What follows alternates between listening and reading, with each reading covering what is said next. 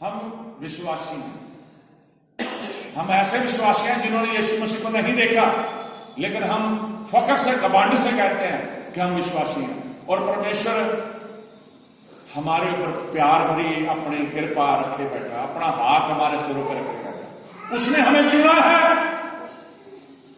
लेकिन मेरे अजीज बहन भाइयों, यीशु मसीह के जीवन को देख के आप चलिए, दाएं बाएं ना देखें, वचन को रोजाना पढ़े, रोजाना प्रार्थना करें, प्रभु यीशु मसीह के अद्भुत कामों को जाने, प्रभु यीशु मसीह ने बड़े बड़े चमत्कार करे उनको पढ़े, यीशु मसीह ने जो हमारे साथ वायदे करे उन्हें स्मरण करें और यीशु मसीह को उन वादों को याद कराएं। तो समाज में अगर कोई आपको सता रहा है तो आपको कोई परवाह करने की जरूरत नहीं, क्योंकि आप प्रभु की नजर में धन्य हैं। बोलो हालेलुया, सभी बोलो हालेलुया, हालेलुया। पहला पतरस उसका 3 अध्याय, पहला पतरस उसका 3 अध्याय,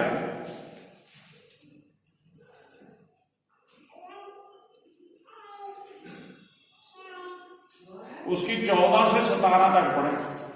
यदि तुम धर्म के कारण दुख भी उठाओ। हाँ, यहां पे प्रभु का दास कहता है यदि तुम धर्म के कारण दुख भी उठाओ। यीशु मसीह ने क्या कहता? धन्य हो तुम जो धर्म के कारण सताए जाते हो। यहां पे प्रभु का दास कहता है धन्य हो तुम अगर प्रभु के लिए दुख भी उठाओ तो धन्य हो। तो तुम क्या हो? धन्य हो। अगर प्रभु के लिए दुख उठा रहे हो तुम धन्य हो। पर लोगों के डराने से मत डरो। कई लोग कह रहे थे यीशु मसीह को मानना छोड़ दे, मैं तुझे खत्म कर दूंगा, मैं तुझे तेरा नुकसान कर दूंगा। मुझसे मत डरो, लोग हमें कुछ नहीं कर सकते, लोग हमारा कुछ नहीं बिगाड़ सकते, लोगों से मत डरो और ना उनसे घबराओ। पर मसीह यीशु को प्रभु जानकर अपने अपने मन में पवित्र समझो। जो कोई तुमसे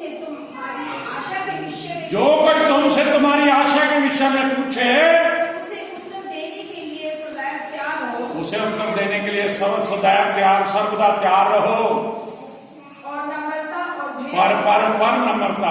पर नम्रता और भय के साथ में यीशु मसीह ने कहा अगर कोई तुम्हारे साथ बुरा सलूक कर रहा है उससे बदला नहीं लेना, हलीमी भी रखनी है, नम्रता और परमेश्वर का डर भी रखना है। अगर कोई बुरा है, अगर आप भी बुरे बन गए तो उसमें और आप में कोई फर्क नहीं है, क्योंकि आप यीशु मसीह को मानते हो, इसलिए उसको जो बुरा कर रहे आपका, आपने उससे डरना नहीं है।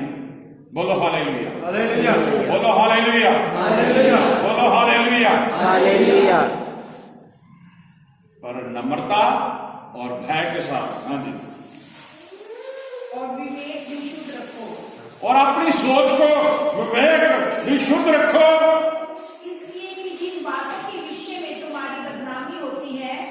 कि जिन बातों के विषय में तुम्हारी बदनामी होती है, समाज में, उनके विषय में वे जो मसीह में तुम्हारे अच्छे चाल चलन का अपमान करते हैं लज्जित हो। Hallelujah, hallelujah. अगर आप मसीह में बहुत अच्छे चल रहे हैं, आपके चाल चलन का अपमान करने वाले लज्जित होंगे, वो शर्मिंदे होंगे। कितनी देर कोई आपको सता सकता है जब आप प्रभु के पीछे चल रहे हैं? आपको कोई परवाह नहीं कोई क्या कह रहा है आपके लिए, आपको कोई परवाह नहीं कोई आपके लिए क्या बोल रहा है। आपने तो सिर्फ यीशु मसीह की तरफ देखना, अपने जीवन में यीशु मसीह को पहला स्थान देना आपने। बोलो हालेलुया, हालेलुया। हाँ जी। क्योंकि यदि परमेश्वर की यही इच्छा हो, तुम भलाई करने के कारण दुख उठाओ, तो ये बुराई करने के कारण दुख उठाने से उत्तम है। क्योंकि यदि परमेश्वर की यही इच्छा हो कि तुम भलाई करने के कारण दुख उठाओ, तो यह बुराई करने के कारण दुख उठाने से उत्तम है। जब आप बुराई करते हो तब तो आपको दुख उठाना ही है, लेकिन अगर भलाई करते हुए आप दुख उठाएं तो फिर आपको किसी भी बात की चिंता नहीं करनी चाहिए। बोलो हालेलुया, बोलो हालेलुया, हालेलुया। मेरे अजीज बहन भाइयों, परमेश्वर चाहता है अगर कोई आपके साथ बुरा कर रहा है तो आप उसके बदले में बुराई मत करो, क्योंकि यीशु मसीह के वचनों को सुनो। उसने कहा कि पलटा लेना मेरा काम है, तुम्हारा नहीं। आप प्रभु यीशु मसीह के पीछे चलिए, आप यीशु मसीह के संग चलिए। यीशु मसीह महान है, यीशु मसीह कृपालु है, यीशु मसीह जिंदा है। बोलो हालेलुया, हालेलुया, बोलो हालेलुया, हालेलुया। दूसरा थिस्सलुनीकियों उसका पहला अध्याय,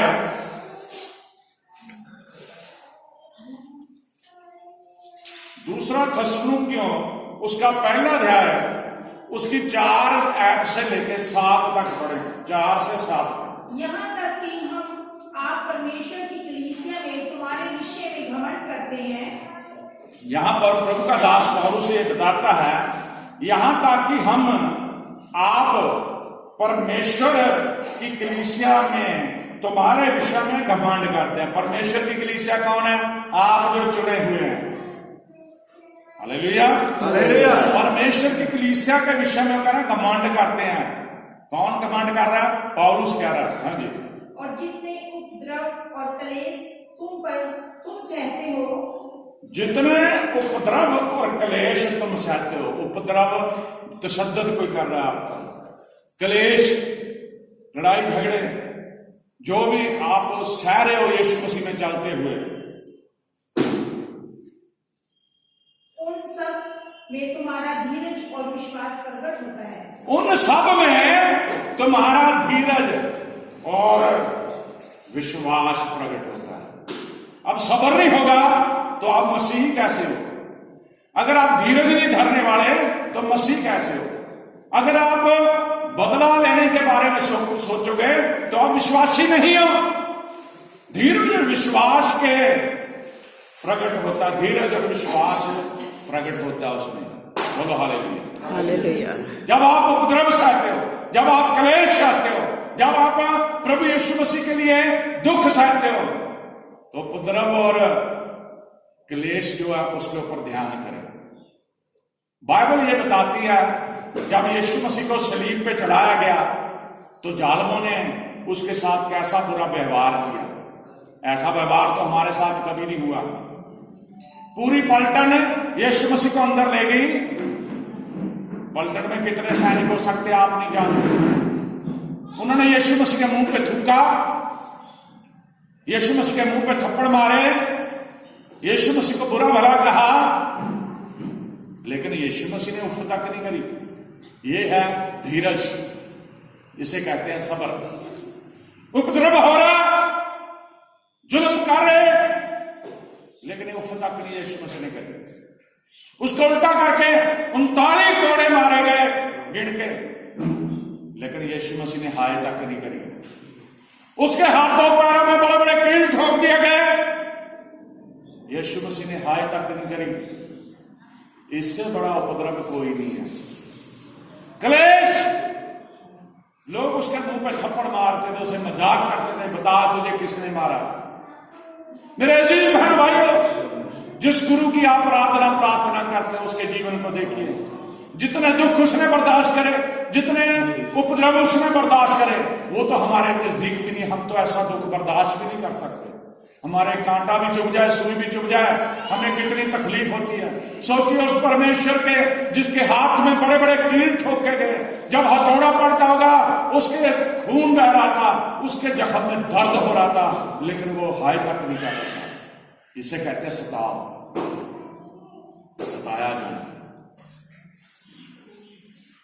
आगे बढ़िए। ये परमेश्वर के सच्चे न्याय का स्पष्ट प्रमाण है।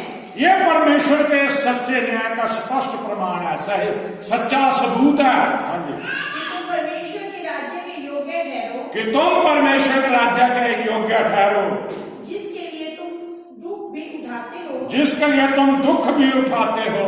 क्योंकि परमेश्वर के निकट ये न्याय है, क्योंकि परमेश्वर के निकट ये न्याय है कि जो तुम्हें क्लेश देते हैं, जो तुम्हें क्लेश देते हैं, उन्हें बदले में क्लेश दें। तो बदले में क्लेश दे। प्राणी शरीर में हम देखते जो तुम्हें क्लेश देते उन्हें भी क्लेश दें, और तुम्हें जो क्लेश पाते हो, और तुम्हें जो क्लेश पाते हो